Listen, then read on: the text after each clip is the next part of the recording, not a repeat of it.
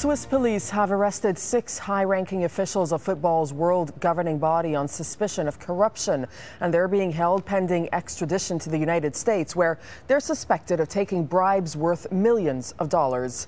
The Swiss Federal Office of Justice says the U.S. Attorney's Office in Eastern New York is investigating FIFA kickbacks since the early 1990s, and the arrests coincide with FIFA executives meeting in Zurich. That's where they're expected to re-elect Sepp Blatter as president for a 5th term.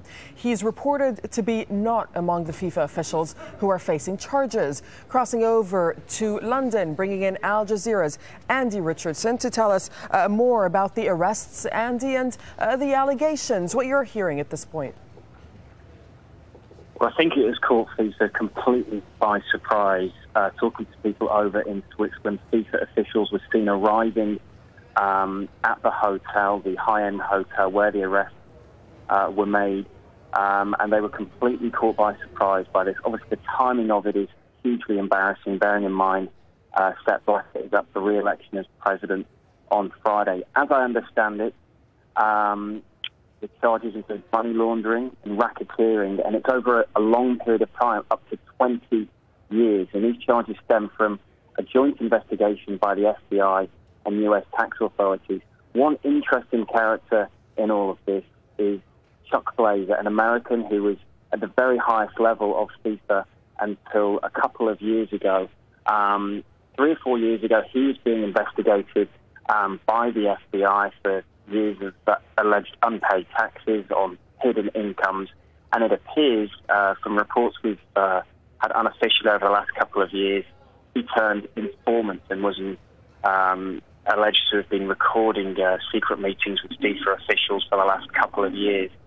And it could well be that it's information the FBI and U.S. tax authorities have garnered from Chuck Blazer that has resulted in these arrests today. But the timing of it obviously is hugely significant, bearing in mind Sepp Blatter is up for re-election on Friday. Yeah, and you say significant timing as well as hugely embarrassing for the organization, Andy, but what does all of this mean for the governing body?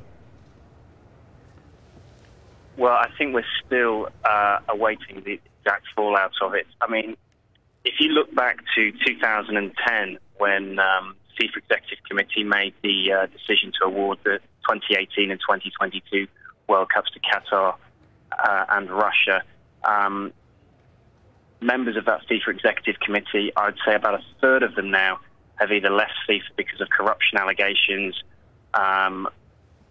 2 of them were actually thrown off the FIFA Executive Committee before that vote was even made because they were caught asking for money in exchange for their votes.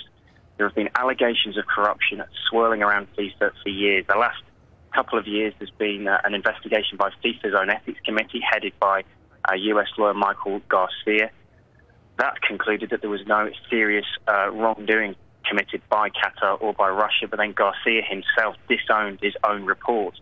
And it seems that has really injected new life into this investigation by the FBI and US tax authorities. All right, Andy, thank you for that update. That's Andy Richardson reporting from the UK.